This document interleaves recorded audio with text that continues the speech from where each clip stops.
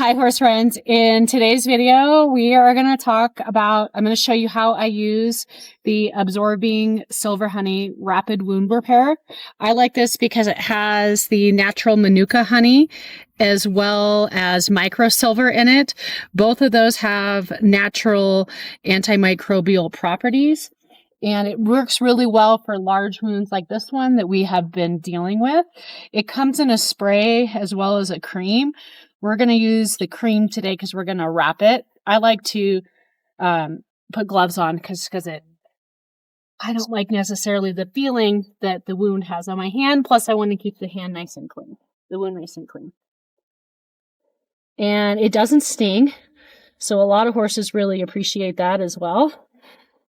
And you can just take a lot of it and really goop it in there. They also have a drying spray, but we're going to wrap this later underneath a gauze pad. And I will try to show you guys an updated video in a few days of what this is going to look like after putting the honey on there. But it's really nice and sticky.